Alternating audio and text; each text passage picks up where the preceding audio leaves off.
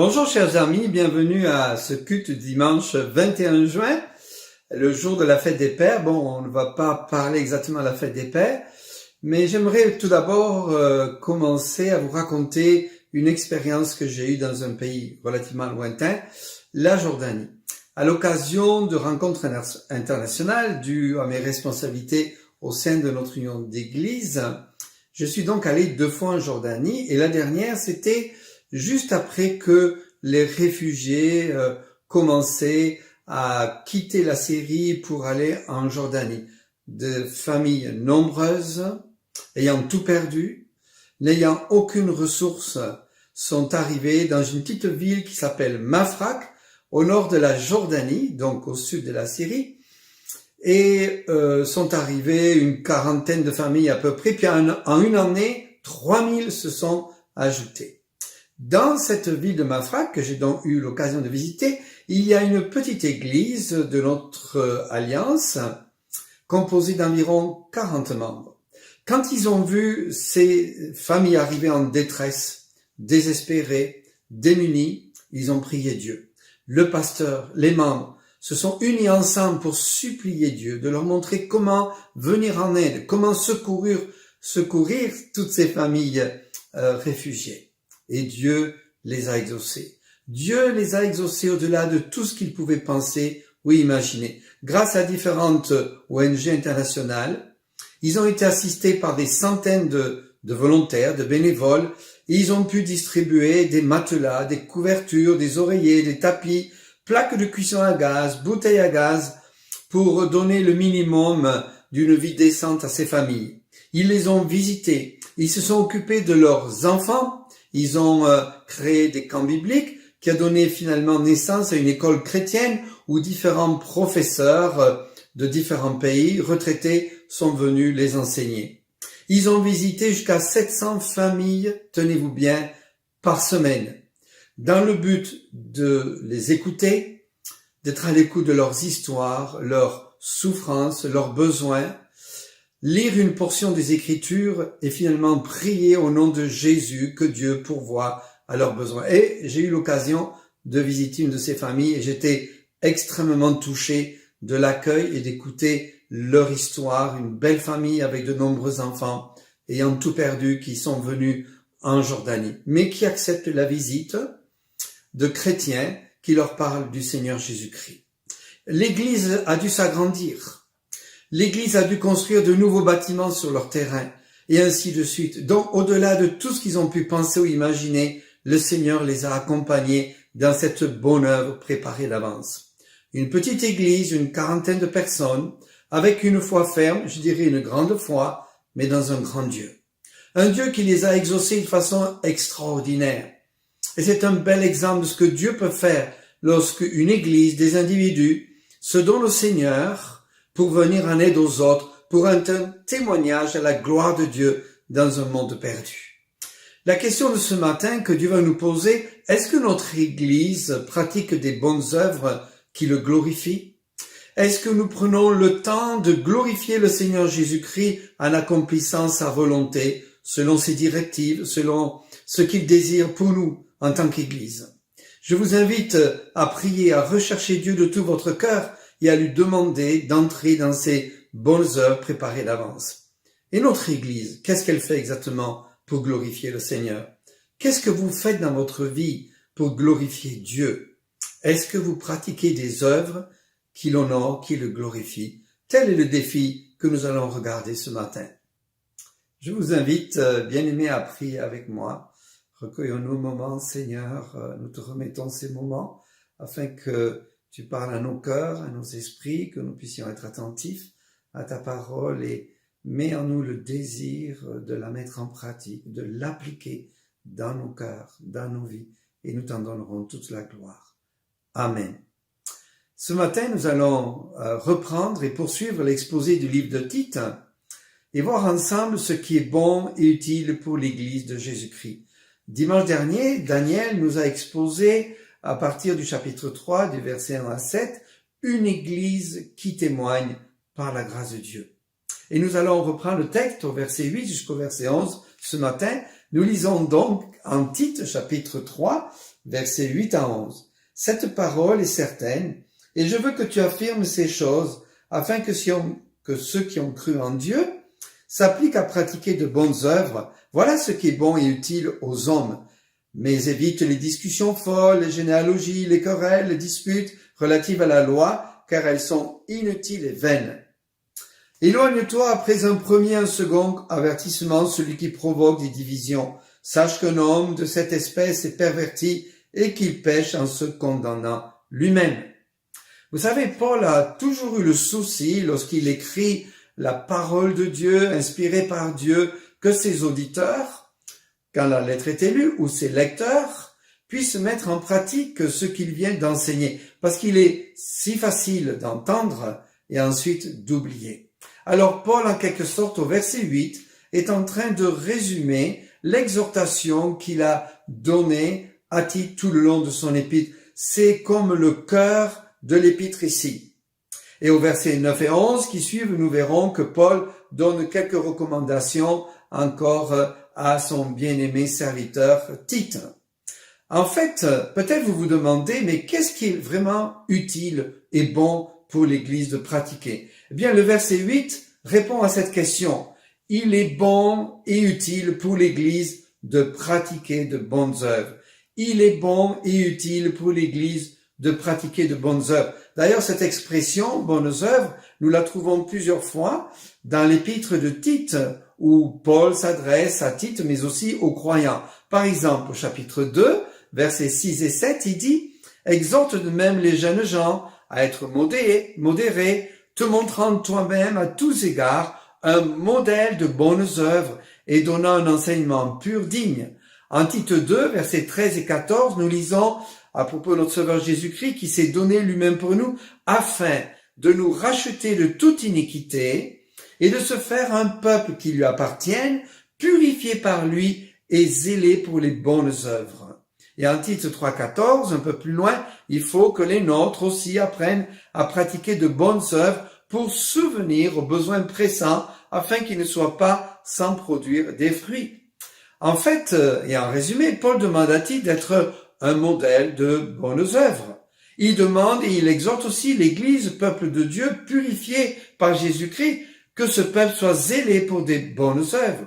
Et enfin, on a lu dans notre texte que les croyants devraient s'appliquer à pratiquer de bonnes œuvres. Et finalement, dans les versets suivants, on voit que Paul demande à ces croyants de Crète de subvenir aux besoins des serviteurs de Dieu qui sont en contact avec leur Église. Alors, nous allons regarder le texte de ce matin et voir ce que le Seigneur a pour nous.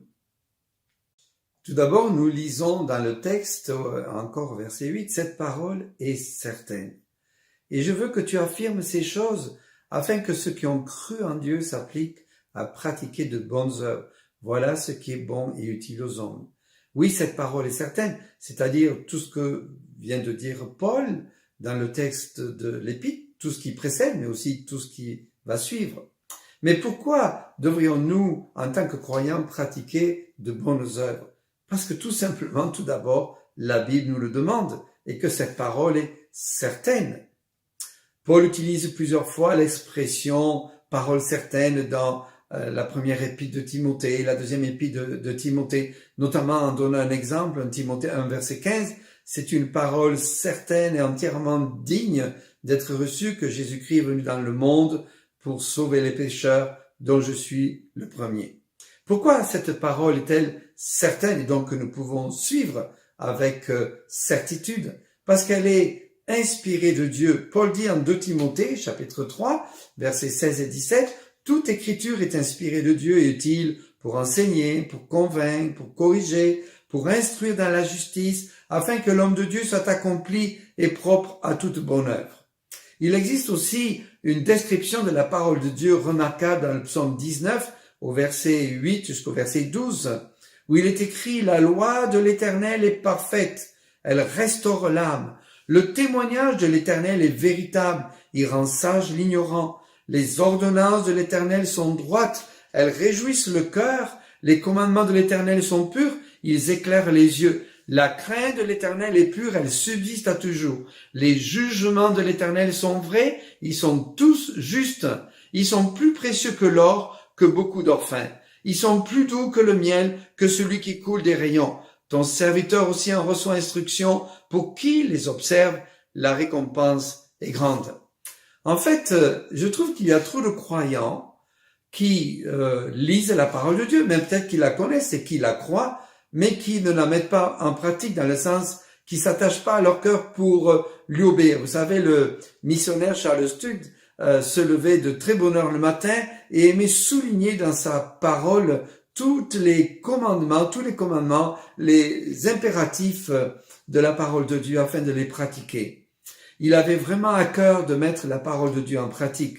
Alors le danger, c'est de connaître de plus en plus les Écritures, mais de ne pas les mettre en pratique. Et la Bible dit, la connaissance enfle, mais la charité édifie. Alors pour éviter l'embonpoint, voire l'obésité spirituelle d'une connaissance purement intellectuelle, Dieu nous demande de faire de l'exercice. Et cet exercice, c'est l'exercice de la mise en pratique de sa parole. D'où l'importance d'y prendre garde, d'être attentif à la parole, et pour Tite, de prêcher cette vérité pour l'Église, de pratiquer des bonnes œuvres de tout son cœur avec conviction dans l'Église. Oui, Paul voulait que Tite prêche avec conviction et autorité, et il ajoute « Et je veux que tu affirmes ces choses ». Certes, Tite était un jeune pasteur, mais il devait affirmer la vérité sans crainte, avec assurance, une pleine autorité, celle du Seigneur. Il l'avait déjà encouragé au chapitre précédent en lui disant « Dis ces choses, exhorte et reprends avec une pleine autorité, que personne ne te méprise ». Peut-être l'âge de Tite faisait que certaines personnes le méprisaient, ne voyaient pas en lui l'autorité prêchée de la parole de Dieu. Et de son côté, Tite devait s'affermir pour prêcher avec une pleine conviction. Alors il doit prêcher ces choses, tout ce qui précède, qui est l'art de vivre des croyants que Paul mentionne dans les 15 premiers versets du chapitre 2, et puis au verset 3, le témoignage que l'Église devrait avoir dans le monde. Alors, concernant ces choses, c'est notamment, donc pour revenir au chapitre 2, la piété dans laquelle devrait vivre l'Église. En commençant par les vieillards, Paul dit que les vieillards doivent être sobres, honnêtes, modérés, saints dans la foi, dans l'amour, dans la patience. Dit que les femmes âgées doivent aussi avoir l'extérieur qui convient à la sainteté, n'être ni médisantes, ni adonnées aux excès de vin, qu'elles doivent donner de bonnes instructions. Dit aux jeunes gens d'être modérés, dit aux serviteurs d'être soumis en toutes choses au maître. Ainsi, la doctrine de la piété devait s'intégrer dans la vie de ces croyants en Crète pour porter un témoignage de la grâce de Dieu. Et bien sûr, tout cela était possible à cause de la grâce agissante dans leur vie. Une grâce qui est la source de notre salut, mais aussi la source de notre sanctification, de notre espérance et de notre humilité. Aussi une grâce particulière pour regarder notre passé et se souvenir de là d'où on vient, afin d'apporter l'évangile avec plein de grâce, de prêcher l'évangile de grâce avec grâce envers un monde perdu. Paul ajoute, afin que ceux qui ont cru en Dieu s'appliquent à pratiquer de bonnes œuvres. Voilà ce que doit prêcher Tite comme pasteur.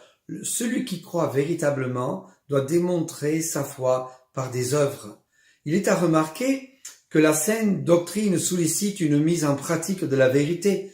Et Paul démontre cela souvent dans la plupart de ses épîtres, où il y a une partie dite doctrinale, dogmatique si vous voulez, puis une partie pratique où Paul incite les croyants à appliquer les grandes vérités et les doctrines qu'il est en train d'enseigner dans les chapitres précédents. Alors qu'est-ce que dit la parole au sujet de la foi et des œuvres? Regardons cela rapidement ensemble. Premièrement, la foi véritable qui sauve en Christ, c'est la foi qui croit en Jésus-Christ. C'est une foi qui sauve sans les œuvres. La Bible dit, or si c'est par grâce, ce n'est plus par les œuvres, autrement la grâce n'est plus une grâce. Et si c'est par les œuvres, ce n'est plus une grâce, autrement l'œuvre n'est plus une œuvre. Et Paul ajoute en Éphésiens chapitre 2, car c'est par la grâce que vous êtes sauvés par le moyen de la foi, et cela ne vient pas de vous, c'est le don de Dieu. Ce n'est point par les œuvres afin que personne ne se glorifie. Il est clair dans ces passages que c'est la foi seule en Jésus-Christ, seule qui sauve sans les œuvres. Pourtant, Jacques dit ceci, en Jacques chapitre 2 verset 20, « Veux-tu savoir, homme vain, que la foi sans les œuvres est inutile ?» Il s'adressait à ce moment-là à des Juifs qui avaient plutôt une foi intellectuelle et qui croyaient être chrétiens, mais dont la vie prouvait le contraire.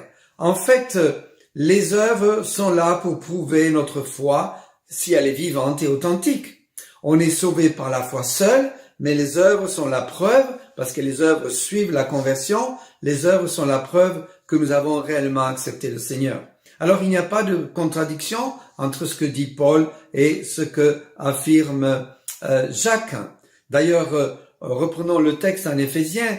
Paul dit, car c'est par la grâce que vous êtes sauvés par le moyen de la foi. Cela ne vient pas de vous, c'est le don de Dieu. Ce n'est point par les œuvres afin que personne ne se glorifie, car nous sommes son ouvrage, ayant été créés en Jésus-Christ pour de bonnes œuvres que Dieu a préparées d'avance afin que nous les pratiquions.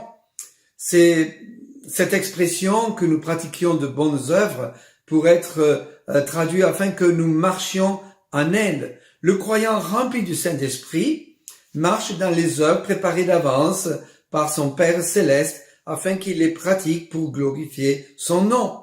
Celui qui marche selon l'Esprit n'accomplit plus les désirs de la chair, mais glorifie Dieu, notamment en pratiquant des œuvres qui honorent Dieu, sa sainteté, son caractère et sa gloire. Laissez-moi vous donner une petite anecdote qui m'est arrivée récemment. Je visitais un de nos voisins qui est en train d'aménager une maison et nous gardons contact avec lui. Il m'invite à prendre l'apéritif et on commence à parler.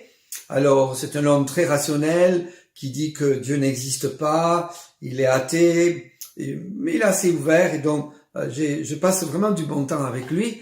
Et assis avec lui en train de prendre un apéritif, tout d'un coup, je me sens vraiment poussé à prier pour lui. Une fois, deux fois, trois fois. Alors, je lui dis, écoute, ça m'arrive pas souvent, mais je me sens poussé à prier pour toi. Est-ce que je peux prier pour toi? J'aimerais prier pour toi. Et je pense qu'à ce moment-là, il pensait que ce serait peut-être plus tard ou non, je vais prier maintenant. Il m'a dit oui, d'accord. Et j'ai prié, mais avec un tel amour, mon cœur déversé d'amour pour lui. J'ai prié pour lui, pour sa compagne, pour sa fille, etc. Et il a été vraiment touché. Ses yeux commençaient à se remplir de larmes et à comprendre que notre Dieu est vivant. Et je suis rentré à la maison tout heureux parce qu'en fait, c'est l'œuvre préparée d'avance, c'est pas nous. C'est Dieu qui a un plan pour sauver les hommes et c'est Dieu qui touche les cœurs et Dieu nous demande d'être le sel à terre, la lumière du monde, une bonne œuvre préparée d'avance. Bien-aimés, j'aimerais vous donner une autre illustration du fait que quand on cherche Dieu, Dieu nous montre le chemin à suivre.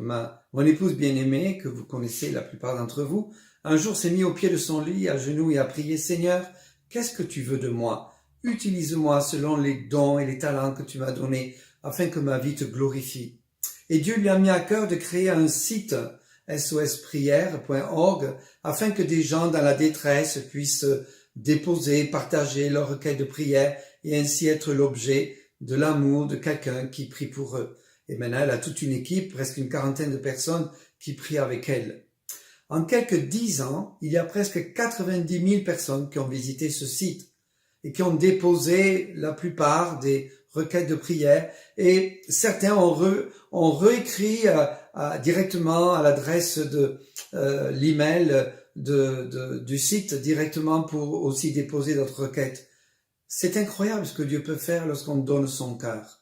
Je pense à ce verset, n'est-ce pas, dans le psaume qui dit « Mon fils, donne-moi ton cœur ». Je pense à Georges Muller qui a, vous savez, j'aime bien parler de Georges Muller, qui a nourri des centaines d'enfants pendant des années sans jamais avoir plus d'argent pour 3 jours, plus de 3 jours, parce que il avait dit « Seigneur, utilise-moi pour que ma vie te glorifie ». Charles Studd, missionnaire en Afrique, surlignait dans sa Bible tous les commandements du Nouveau Testament, de l'Ancien Testament, comme des ordres qui venaient directement de Dieu pour sa vie. Et il se mettait en marche avec Dieu chaque jour en pensant « Je veux mettre en pratique ces commandements, je veux obéir à la parole de Dieu ». Pratiquer de bonnes œuvres, c'est de mettre la parole de Dieu en pratique. C'est pour ça que Jacques dit notamment ceci: mettez en pratique la parole et ne vous bornez pas à l'écouter en vous trompant vous-même par de faux raisonnements. Car si quelqu'un écoute la parole et ne la met pas en pratique, il est semblable à un homme qui regarde dans un miroir son visage naturel et qui, après s'être regardé, s'en va et oublie aussitôt qui il était. Mais celui qui aura plongé le regard dans la loi parfaite, la loi de la liberté, et qui aura persévéré, n'étant pas un auditeur oublieux, mais se mettant à l'œuvre, celui-ci sera heureux dans son activité. Paul affirme ici que le croyant, dans ce verset qu'on a lu, verset 8, devrait s'appliquer à la pratique de bonnes œuvres. Une église devrait s'appliquer à la pratique de bonnes œuvres. Est-ce que ma vie porte-t-elle du fruit? Est-ce que je suis conduit par Dieu pour des bonnes œuvres préparées d'avance? Paul exhorte au travers du livre de Tite que les croyants de Crète vivent dans la piété et portent du fruit, le fruit d'une vraie piété qui plaît à Dieu. Ainsi, un croyant sanctifié porte du fruit tôt ou tard. Et cela me fait penser au psaume 1 dans les 3 premiers versets où il est écrit « L'homme qui ne marche pas selon le conseil des méchants, qui ne s'arrête pas sur la voie des pécheurs et qui ne s'assied pas en compagnie des moqueurs, mais qui trouve son plaisir dans la loi de l'Éternel et qui la médite jour et nuit. Il est comme un arbre planté près d'un courant d'eau qui donne son fruit en sa saison et dont le feuillage ne se flétrit point, tout ce qu'il fait lui réussit. » Finalement, Paul ajoute dans ce texte, voilà ce qui est bon et utile aux hommes.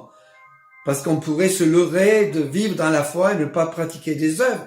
D'ailleurs, Paul souvent a exhorté Timothée, il lui dit notamment de Timothée 2 verset 21, « Si donc quelqu'un se conserve pur en s'abstenant de ces choses, il sera un vase d'honneur, sanctifié, utile à son maître, propre à toute bonne œuvre. » J'aimerais vous poser une question.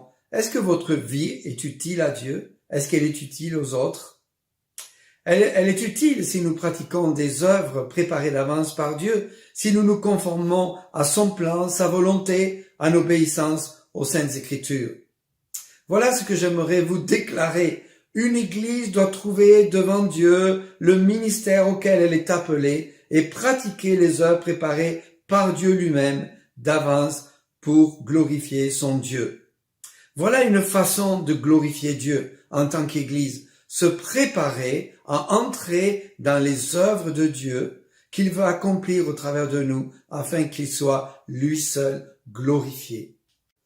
Afin que l'Église garde cette priorité de pratiquer de bonnes œuvres, il faut qu'elle évite certains écueils. Il y a des obstacles à franchir avec sagesse et garder comme priorité la pratique des bonnes œuvres. Les choses à éviter sont celles que Paul mentionne ici, mais évite les discussions folles, les généalogies, les querelles, les disputes relatives à la loi, car elles sont inutiles et vaines. Le mot grec ici pour éviter signifie faire volte-face, se détourner à dessein de quelque chose ou de quelqu'un. C'est en fait tourner le dos à toutes ces discussions vaines. Alors Paul mentionne 4 catégories particulières d'erreurs que ces faux docteurs pouvaient prôner et vouloir influencer l'Église de Crète. Les discussions folles, les généalogies, les querelles, les disputes relatives à la loi. Déjà, en Tite chapitre 1 verset 10, Paul avait dit, il y a en effet, surtout parmi les circoncis, beaucoup de gens rebelles, de vains discoureurs et de séducteurs. Oui, il y a des gens religieux qui aiment discuter, mais qui parlent beaucoup, mais qui sont à côté de la vérité, de la parole de Dieu. Alors l'Église de Crète, nous dit un commentateur, devait faire face aux faux docteurs, et surtout avec les judaïsants. Ceux-ci prétendaient que les chrétiens devaient se conformer au rite de la loi mosaïque. Cette conception s'opposait à la doctrine du salut par la grâce, par le moyen de la foi seule. La façon correcte d'évangéliser ne consiste pas à argumenter contre l'erreur, mais à proclamer la vérité. Qu'est-ce que j'aime cette phrase? La façon correcte d'évangéliser ne consiste pas à argumenter contre l'erreur, mais à proclamer la vérité. Alors les discussions folles sont des débats, surtout de nature controversée et litigieuse, donc qui amènent des querelles, les généalogies. Alors Paul avertit, ce problème, ce sont des interprétations fantaisistes et allégoriques sur ces généalogies qui ont fasciné, semble-t-il, bien des Juifs pendant des siècles. Alors le mot querelle, je pense qu'on le connaît tous, c'est un terme général mais qui exprime l'idée de toutes sortes de rivalités égocentriques et de disputes au sujet de la vérité. Et puis il y a les disputes relatives à la loi. Alors quelques-uns du parti des pharisiens qui avaient cru et qui disaient qu'il fallait circoncire les païens et exiger l'observation de la loi de Moïse. Il nous écrit en Actes chapitre 15 lors du premier concile. En fait, toutes ces querelles, discussions sur la généalogie, les disputes relatives à la loi, ce sont le fruit de la chair, les œuvres de la chair. Alors que Dieu, lui, nous appelle à porter le fruit de l'esprit, à porter des bonnes œuvres qui glorifient son nom. Et Paul, souvent répété à ses jeunes serviteurs, notamment Timothée, en 2 Timothée 2, versets 14 à 16, rappelle ces choses en conjurant devant Dieu qu'on évite les disputes de mots qui ne servent qu'à la ruine de ceux qui écoutent. Évite les discours vains et profanes, car ceux qui les tiennent avanceront toujours plus dans l'impiété et leur parole rongera comme la gangrène. La question ici que le Seigneur nous pose est celle-ci. Y a-t-il des obstacles qu'on doit franchir? Y a-t-il des choses qu'on doit laisser de côté qui ne sont pas prioritaires dans nos vies afin de laisser Dieu agir en nous, afin qu'il porte du fruit et du fruit qui demeure? Oui, Dieu veut porter des bonnes œuvres au travers de nous, mais pour cela, on doit en faire une priorité et chercher sa face de tout notre cœur. L'apôtre Paul dit que non seulement il faut éviter certaines discussions avec, je dirais, des faux docteurs, mais aussi s'éloigner de ceux qui provoquent des divisions. C'est pour ça qu'il conseille et ordonne quelque part, parce que c'est un impératif à titre, éloigne de toi, après un premier et un second avertissement, celui qui provoque des divisions, sachant qu'un homme de cette espèce est perverti et qu'il pêche en se condamnant lui-même. S'éloigner de celui qui provoque des divisions. Littéralement, s'éloigner, repousser. D'ailleurs, Paul disait à Timothée, repousse les contes profanes et absurdes, exerce-toi à la piété, repousse les discussions folles et inutiles, sachant qu'elles font naître des querelles. Alors les paroles de l'apôtre Paul peut-être semblent dures, mais s'appliquent non seulement aux hérétiques, aux apostats, ceux qui discutent et veulent vivre dans l'erreur, mais aussi à quiconque provoque des divisions. Celui qui provoque des divisions, en fait, ne se soumet pas à la parole ni aux dirigeants pieux de l'Église. Il est une loi pour lui-même et ne soucie ni de la vérité ni de l'unité spirituelle. J'ai marqué l'unité de l'Église et la beauté de son témoignage. C'est pour cela que l'ennemi essaye de briser cette unité. Parfois de l'intérieur, par l'œuvre de la chair ou des mensonges, parfois de l'extérieur, par les faux docteurs, la séduction de fausses doctrines, introduisant l'hérésie au sein de l'Église. En fait, une Église divisée perd la puissance de son témoignage. Le mot grec ici, celui qui provoque des divisions, a donné le mot français hérétique. Même si quelqu'un peut provoquer des divisions par des hérésies, ici c'est l'idée qu'il est un sectaire. Quelqu'un qui divise l'Église, littéralement, est un sectaire. Il fait sa petite secte quelque part et provoque une division à cause de son entêtement, ne se soumettant pas à la vérité de la parole de Dieu. C'est pour ça que Paul dit, en Romains chapitre 16, « Je vous exhorte, frères, à prendre garde à ceux qui causent des divisions et des scandales au préjudice de l'enseignement que vous avez reçu. Éloignez-vous d'eux, car de tels hommes ne servent point Christ notre Seigneur, mais leur propre ventre, et par des paroles douces et flatteuses, ils séduisent les cœurs des simples. » Voilà ce qu'un commentateur a dit, la discipline de l'Église devrait toujours s'exercer dans l'amour, sans porter de jugement, de manière à redresser, à restaurer et à racheter. On devrait l'administrer dans l'humilité, redressant avec douceur les adversaires dans l'espérance que Dieu leur donnera la repentance pour arriver à la connaissance de la vérité. Comment faut-il discipliner ceux qui divisent? La Bible dit, après un premier et second avertissement, il faut s'en éloigner. Pourquoi? Parce qu'un homme de cette espèce est perverti et qu'il pêche en se condamnant lui-même. En fait, si cette personne qui divise l'Église refuse de se désister après un ou deux avertissements, il doit être exclu de la communion de l'église locale et les chrétiens doivent éviter tout contact social avec lui. On peut espérer que cette mise à l'écart provoquera la repentance et une manière plus équilibrée d'interpréter la parole de Dieu. Une église qui n'a pas l'exercice de discipline peut sombrer loin de la sainteté de Dieu. Pour conserver la sainteté de Dieu, une église doit exercer la discipline en son sein. Alors c'est vrai, parfois difficile de discuter avec des gens religieux qui sont en fait de mauvaise foi et dont le cœur est perverti, et discuter avec eux, c'est provoquer des querelles et voire des divisions. Alors par sa conduite non biblique, celui qui provoque des divisions, il se condamne lui-même.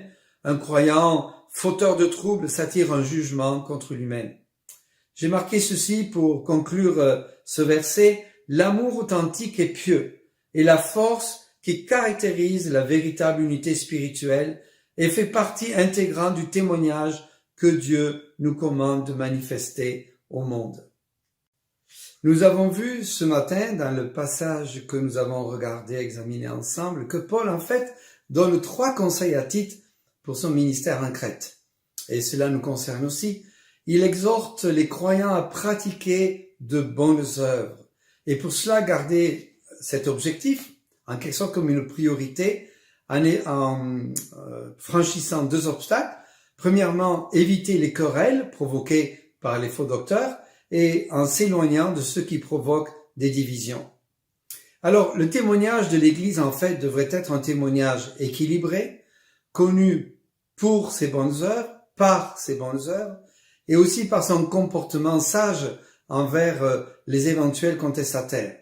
Le verset 8 résume en quelque sorte presque toute l'épître. C'est le cœur de l'épître. Cette parole est certaine, la parole de Dieu. Et je veux que tu affirmes, Paul dit à Tite, ces choses, les choses dont il est question dans toute l'épître, afin que ceux qui ont cru en Dieu s'appliquent à pratiquer de bonnes œuvres. Voilà ce qui est bon et utile aux hommes. Ce qui est bon et utile à l'Église de Jésus-Christ, pour eux-mêmes, pour les hommes qui les entourent, c'est de pratiquer de bonnes œuvres. Le défi que nous laisse ce passage est le suivant. Est-ce que mon Église est une Église qui vit dans la piété, dans la grâce? Est-ce que mon Église est une Église qui témoigne de la grâce de Jésus-Christ, et cela avec grâce? Est-ce que mon Église est une Église qui pratique de bonnes œuvres parce que des bonnes œuvres préparées par Dieu, donc conduites par Dieu? Et j'ai envie de conclure en disant, a-t-elle gardé son premier amour? Mais ce que j'ai contre toi, dit Jésus-Christ à l'église de Laodicée, c'est que tu as abandonné ton premier amour. Certainement une bonne œuvre à laquelle notre église en ce moment est appelée à pratiquer, c'est la prière. C'est de prier ardemment pour la réouverture de notre bâtiment. C'est de prier ardemment pour que nous restions unis et que nous puissions nous retrouver tant que possible, le plus tôt possible. Je vous invite cette semaine à prier, à prendre du temps avec le Seigneur, à lui demander qu'il vous montre ce qu'il a préparé d'avance pour vous cette semaine et ce qu'il veut que vous fassiez. Je vous invite à prier. Seigneur, merci Père pour ta bonté malgré nos faiblesses, nos manquements. Tu es celui qui ressource, tu es celui qui renouvelle sa bonté tous les matins et nous te prions Seigneur que nous puissions apprendre chacun de nous à pratiquer de bonnes œuvres préparées d'avance en tant que croyants et en tant qu'Église unie par le Saint-Esprit. Nous te le demandons, Seigneur, et nous te prions de bénir toute cette semaine dans le beau nom de Jésus. Amen. À dimanche prochain. Au revoir.